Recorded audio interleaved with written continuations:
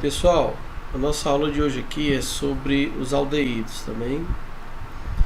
Na aula de hoje nós vamos estar aqui estudando a definição e como reconhecer a função orgânica aldeído.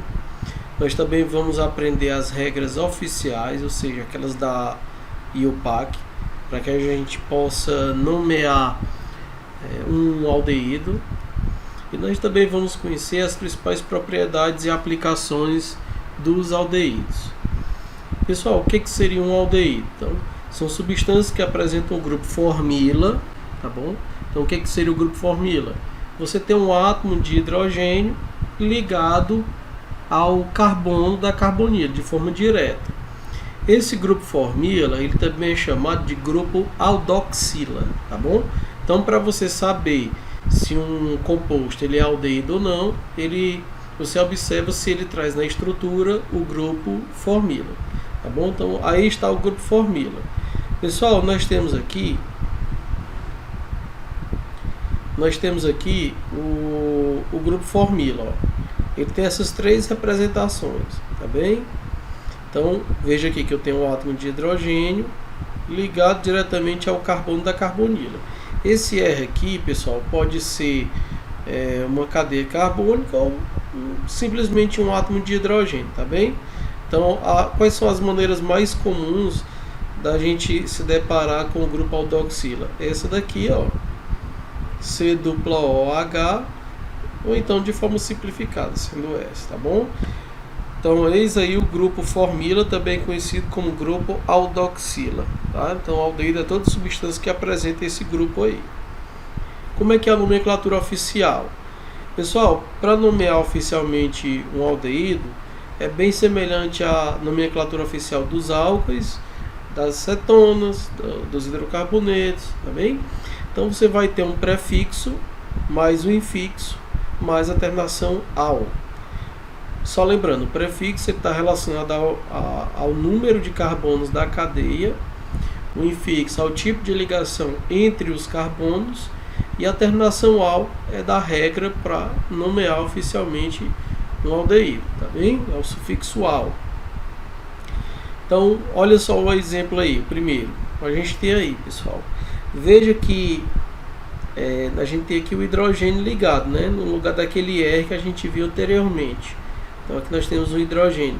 Então esse aldeído aqui, pessoal, veja, ó, o grupo aldoxila, ó, tá bom? Então esse grupo aldoxila está ligado a esse hidrogênio, tá bom? Então veja, eu só tenho um carbono, pessoal. Então, aplicando a regra oficial, para um carbono o prefixo é met. Eu só tenho ligações simples entre carbonos aí, né? Na verdade eu só tenho um carbono, né? Então nesse caso o infixo é "an". E você acrescenta a terminação "al". Então, aplicando a regra, né, vamos ter aí o nome met mais "an" mais "al". Então, o nome oficial dele é metanal. Um outro exemplo, pessoal, é esse aqui. Veja que agora eu tenho um CH3 aqui, tá bom? No lugar daquele hidrogênio que a gente viu no exemplo A. Nesse caso, pessoal, nós vamos ter aqui uma cadeia, né? Nós vamos ter dois carbonos. Então, qual é o prefixo para dois carbonos? Et. Apenas ligações simples entre carbonos e a terminação "al", que é da regra, né? Então, o que nós vamos obter no final? O nome etanal.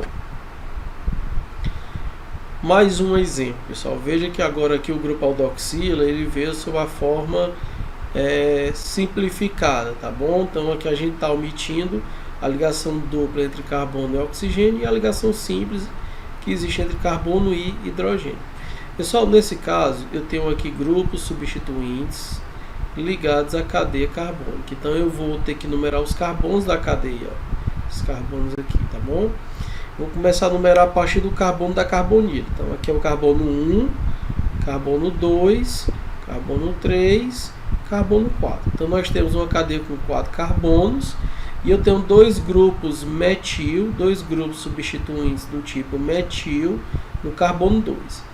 Dessa forma, pessoal, nós vamos ter que escrever o nome do composto começando pela identificação da posição e o nome dos grupos substituintes. Como eu tenho dois grupos metil no carbono 2, então a gente começa escrevendo 2,2 hífen dimetil. Por que 2,2? Porque eu tenho um metil no carbono 2 mais outro metil no carbono 2, portanto dimetil. E em seguida eu escrevo o nome da cadeia principal, que tem 4 carbonos, cujo prefixo é but, o infixo é an, porque eu só tenho ligações simples entre carbonos, e a terminação al. Tá bem? Portanto, olha só aí como é que fica o nome dele. Juntando, pessoal, nós vamos ter 2,2 dimetilbutanal. Veja que o prefixo metil, ele ficou junto do... Perdão, o nome do grupo substituinte, metil, no caso aqui, ele ficou junto do prefixo but, tá bem? Quando esse prefixo, pessoal, ele começar por H, nós temos que colocar um hífen aqui, tá bem?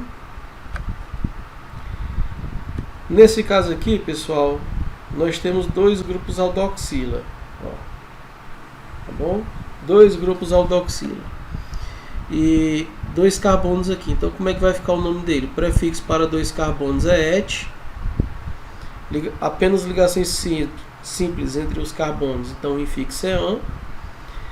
Eu vou acrescentar, como eu tenho 2 grupos aldoxila, então o prefixo para dizer que eu tenho 2 grupos aldoxila é o prefixo di, tá?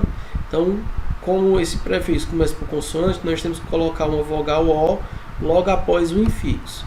Dessa forma, o nome do composto fica et, por conta dos 2 carbonos que eu tenho aqui, an, porque eu só tenho ligações simples entre eles, o O é justamente por regra, pelo fato desse prefixo começar por consoante, e a terminação al, tá bom? Di, justamente porque eu tenho 2 grupos aldoxila.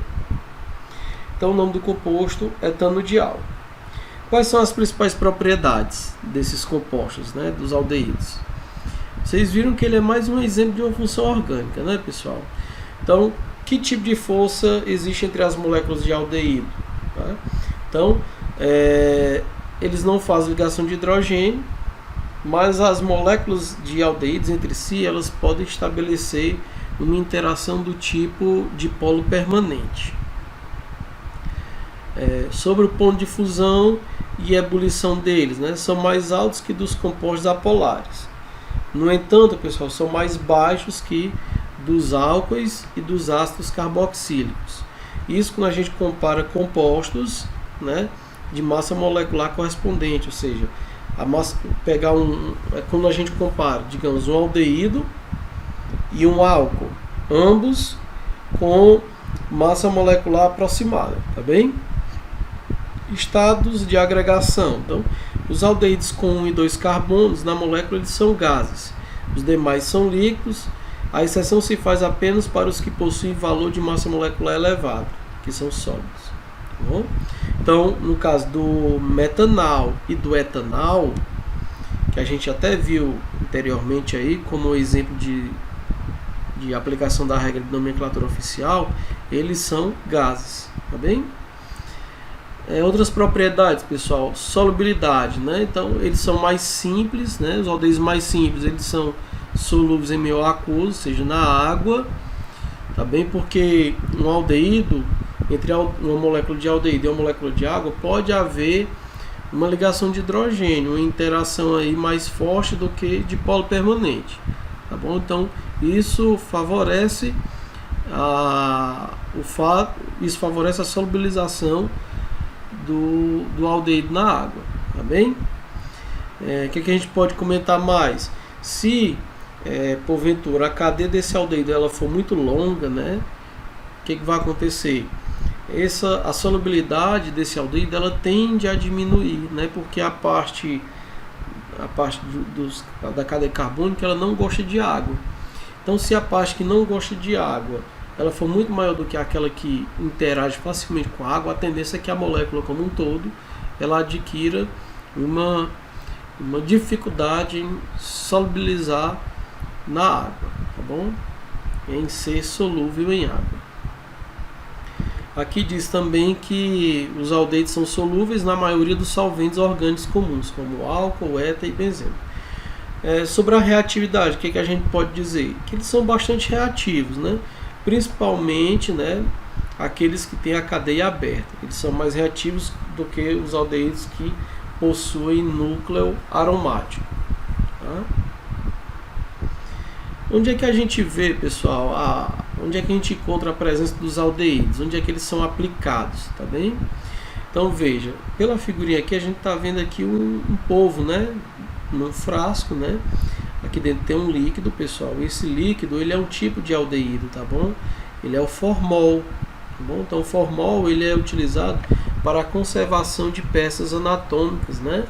Eu acredito que você já deve ter se deparado alguma vez em laboratórios, né, de biologia, laboratório de ciência, frascos de vidro, né, contendo, por exemplo, cobras, né, contendo insetos, né, fetos às vezes, né. Isso está muito complicado hoje nos dias atuais, porque tem toda uma burocracia, né. Mas você pode ter também o cérebro de um carneiro, como eu já vi, tá bom? Você pode ter morcego, você pode ter o sapo. Então, o corpo desses animais, né, eles são conservados nesses frascos por muitos anos. Isso quando a gente emprega um tipo de aldeído, tá bom? Então, quais são os mais comuns?